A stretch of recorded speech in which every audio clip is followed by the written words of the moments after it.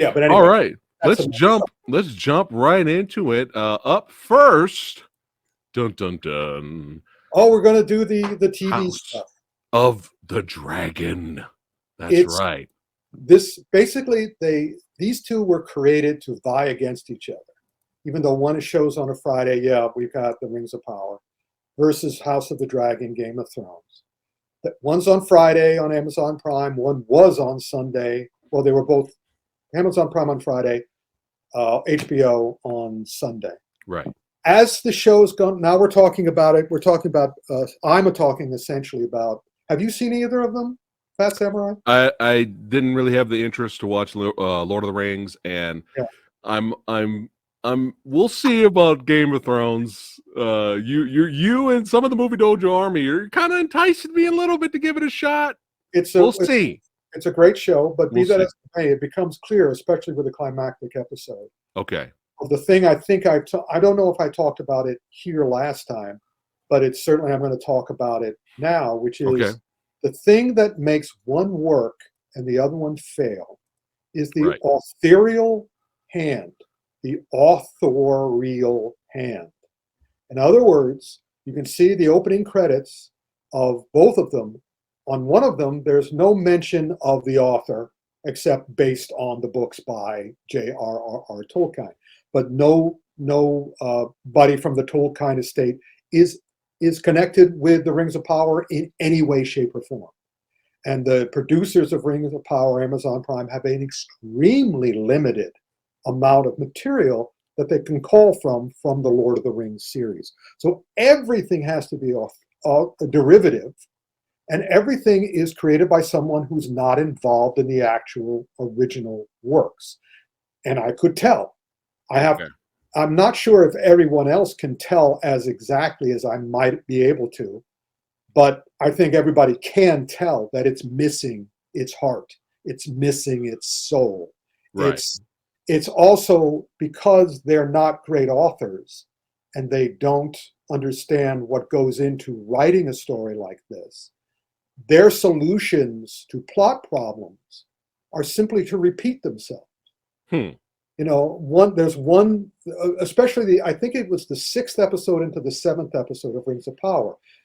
I mean, it was a slow, because they had to fill time, because they spent so much money and they wanted to take up so much airspace. Everything was playing for time. Everything was filling time. So the first 4, 5 episodes were stretched out, playing for time. Nobody knew who anybody was. Everybody was literally in one or two episodes. Every character was simply wandering around. That's all they were doing. They created like 4 or 5 different groups of characters based on other characters from Lord of the Rings. And then on one episode, we go with this group of little people, and they wander around. Literally, that's the plot. They have to move from one village to another. And everybody else is doing the same thing in the same episode. This is the wandering around episode. Yeah. Then the 6th episode, they decided, finally, okay, we're going to have a battle. We're finally going to have some action. And they have the generic digital action, but at least it's more exciting than the rest of the stuff, and all the characters can be seen in action. And then in the 7th episode, every single one of those characters has doubts about what they did in the previous episode. Every single one. Every single one. They go back every time we go to them. Oh, maybe I shouldn't have killed all those people. Oh, maybe I shouldn't have gotten involved with the battle. Well, maybe I shouldn't have. It's like, and I'm going. Oh, that would have drove me nuts. It drove everybody away. Then the final episode again, they established one identity very strongly, but they made the wrong choice. They concentrated on the villain, not on the heroes. So suddenly it's like, oh, that's our big twist. That's our big satisfaction. This is the stake we're giving to you, our watchers, to make you happy that you stayed with us. Right. No, we don't, who the hell cares?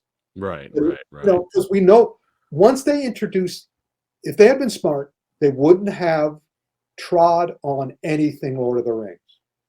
They would have done their own unique story that was reminiscent, but had nothing to do with the future, because the character they revealed spoiler alert, Sauron, we Right. know what happens to him because we saw the other movies. So it's like, who the fuck cares who he is? We Right. know what's going to happen now. Dumb. Yeah. Meanwhile, House of the Dragon, has that got an authorial hand? That has got two authorial hands. That's got an authorial brain. That's got an authorial heart. That's got an authorial spine. That's got an authorial stomach. I mean, everything works in that show because the God who created those characters is making it work. He's the puppet master again. He's the puppet master, Right. but Right. also George R. is a great storyteller. He understands emotion, as Bruce says, emotional content. Yeah. He understands that extremely well. So even though I was kind of expecting more action in the last episode, I thought the last episode was going to be next season. No, there's not, there's actually very little actual action in the final, but emotional action, Okay. incredible emotional action. All right.